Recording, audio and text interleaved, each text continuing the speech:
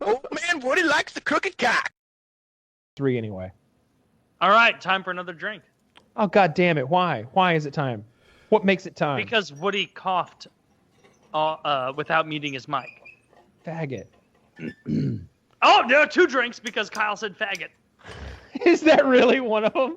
Yes, hang on. Anytime Whoa. Kyle tries to bring back the word faggot. Yeah. I didn't know that. Yeah. No, of course you didn't, because I didn't give anybody my rules. It really is. It's something we all need to say faggot.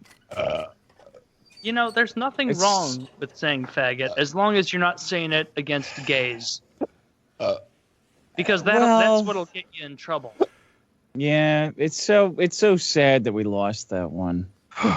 That was a good one because, like, the hard G's and the T, like hard, succinct stops in word, make it funnier. I remember saying it when I was a kid, and you could just say it. You were in middle school, and you're like, "You fucking faggot," and you knew exactly what you were talking about.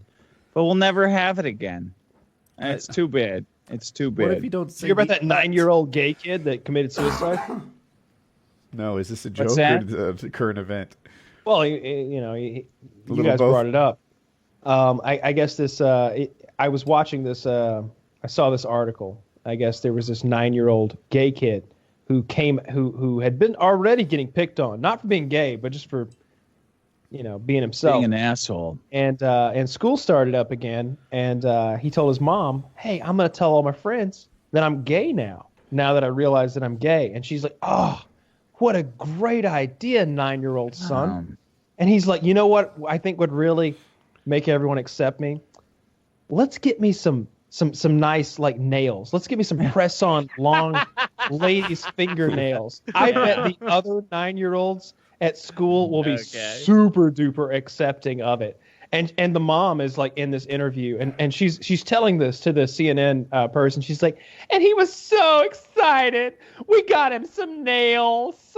And I'm just like, are you fucking retarded? You're going to go up into a public school with some press-on nails and tell everybody you're gay at 9? You take that gayness and you suppress it. You push it deep down, way deep. Nobody needs to know that you're gay. Nobody. You could feel bad, like no one knows the true you. They're completely Live a lie. unacceptable. Live a lie. That's the way to get popularity in high school. And there is you- nothing more important than popularity in high school. And then You know what I would like to Creed see? wants to be a YouTube star so that he could share his gayness with everyone. And Woody, are you being sarcastic? For the rest of your life, you will be measured by how many people liked you in high school. Yeah, Well, right? he won't make because he committed suicide because they picked on him. In his case, elementary school. Yeah, I was like, look, we have no problem with the gays here, right? Like that's there's so many There's other right on the show. Yourself, Kyle. like we really don't. This jacked up stud Taylor might. No, he's down. Please, Taylor's a bear. He's not a No, bear. I don't give a fuck about gays. Like, if they want to get married and make themselves... Like, my position has always been legalize gay marriage, but don't legalize gay divorce. Just to see what happens. Because it's going to be a lot of very bitter gays who aren't able to leave their relationship. Oh, it would be hilarious. They wouldn't be Is gay that anymore. not hilarious? They'd be the to opposite legalize of gay. gay marriage, but not gay divorce? No, nobody else is getting a titter. No, on you're this. right. You're Ron, right. You're right.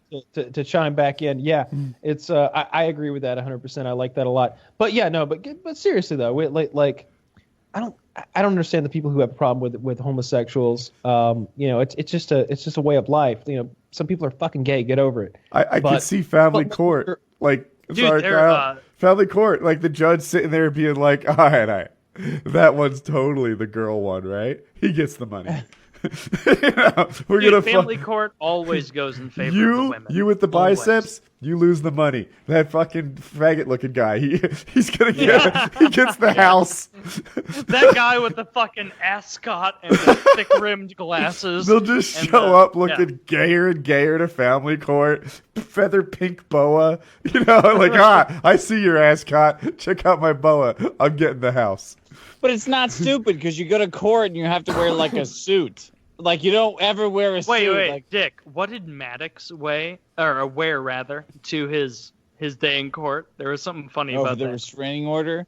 Yeah. He wore slacks and a paisley purple on black vest, and that's it.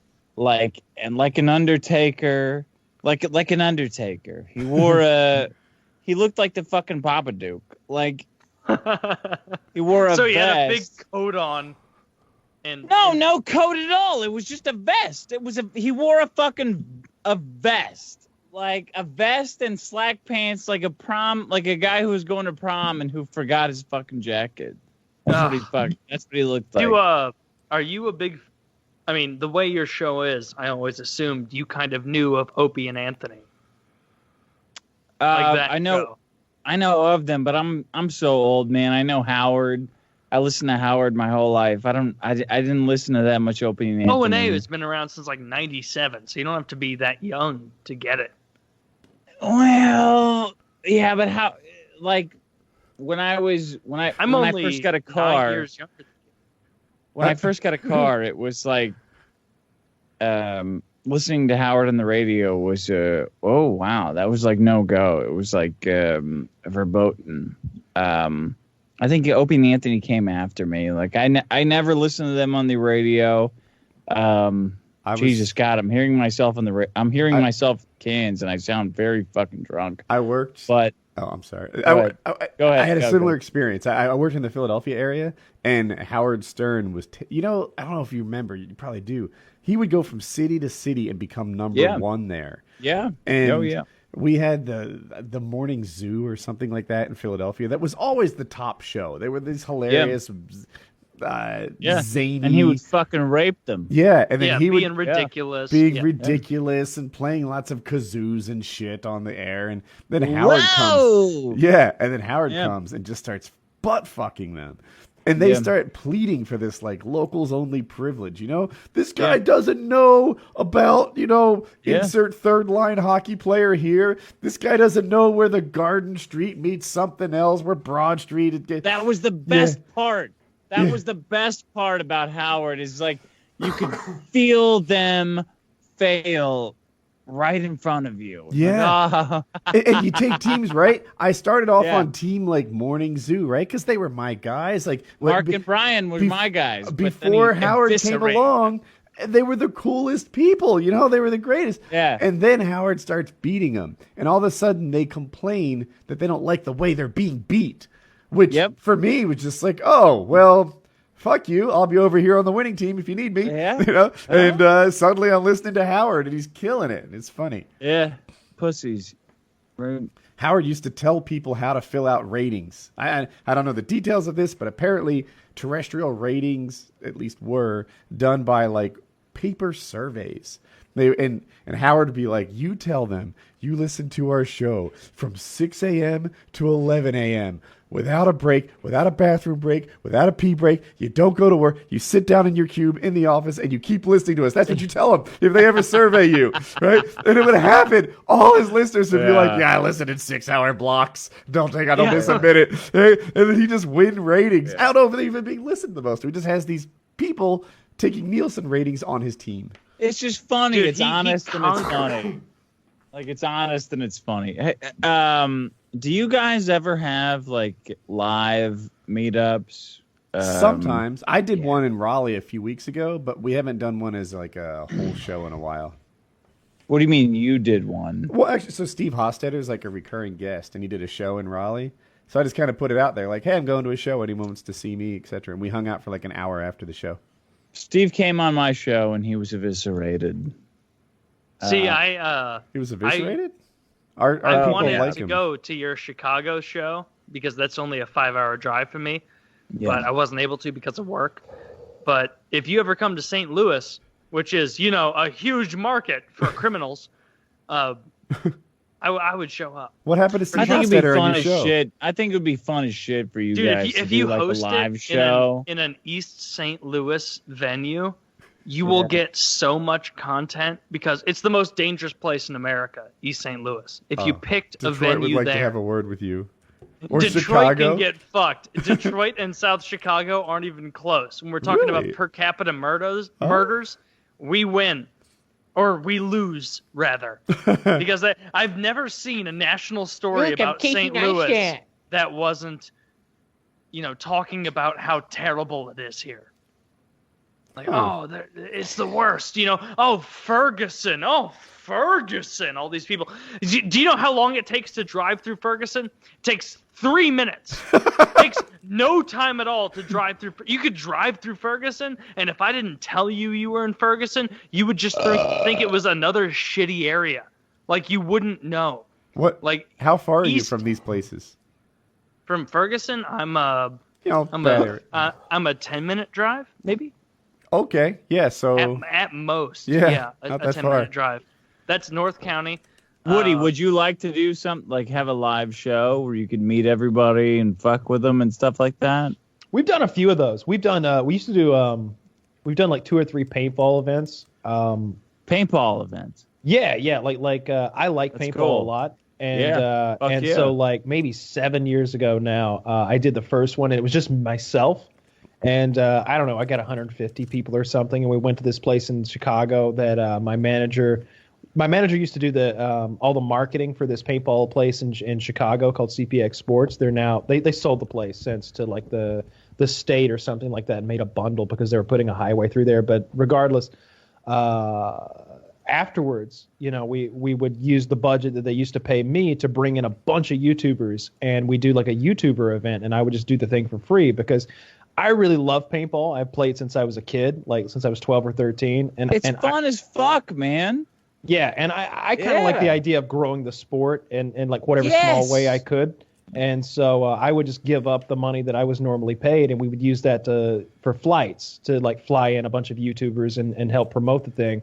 And we've done, I don't know how many of those now, 3, 4, 5, something like that. And the last couple have been sort of centered around our show here, PKA.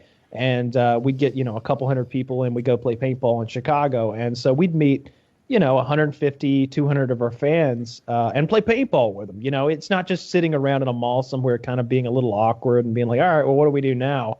It's let's go get the bad guys, and team up and play paintball together, which I think is really cool and really fun. And I got to say, like, maybe it's just the people who show up at those events are more likely to be like an outgoing, cool kind of group of people. Like maybe there's a group of fans who are like would never do that sort of thing, who are like the weirdo motherfuckers. But like the people who show up are cool as shit. It's always been, I've never had a bad experience with the fans who come to our like paintball meetups and everything. Always really enjoyed hanging out with them, and just the kind of people who play paintball in general and go to those big events and stuff like that are always really chill, really cool fucking people that are easy to hang out with and have a good time with. So I've always enjoyed those. Always cool in real life. Like I enjoyed all the people in Raleigh. Like they were great. And the hangouts, right? When we hang out with them on once a month, the Patreon. Yeah, we do this thing where on our Patreon, and if you want to sign up, there's a link down below. I think if they spend $50 a month, which is a little heavy. That's a lot. Jesus Christ. Well, we're pretty awesome. There's a couple dozen people who do that every month, and those people get to hang out with us for a couple hours every month, and we just hang out in a big video call like this one, but there's like a dozen of us in there, and it's fun. Like it's really fun. None of them are the kind of people where I'm like, ugh, I don't want to talk to them One anymore. is like they're all you guys cool. better show your you guys have to show your penis to those guys. You know who it is. All right, I've shown my. I'm not going to say which one it is, but I'll say this: there's this one guy who comes to the hangouts, and I'm not going to identify him because that would be fucking shitty. All right, but like I'm on a Discord with a few of the guys who come into the hangout, and so like I see them typing independently of me. I'm not joining in, but they're like, oh, this motherfucker won't shut the fuck up. I wish he'd shut the fuck up. He interrupts. He's annoying as shit. He'll like talk for 2 minutes, and we're all just like, the fuck is this going? Where the fuck is this going? You're just filling fucking like space with your goddamn stupid ass voice. I'm There's feeling one like it guy. might be me in this call. It's Woody. It's Woody. It's me. It's Woody. Yeah, I'm like, that Shut could the be. fuck could up and let be, someone yeah. else funny talk for Is one he moment. interrupting? Is he? Ah, yeah. All right. I'm checking a lot of. I ended on that note. I love the That was wordplay. the Very best shit nice. I've ever heard.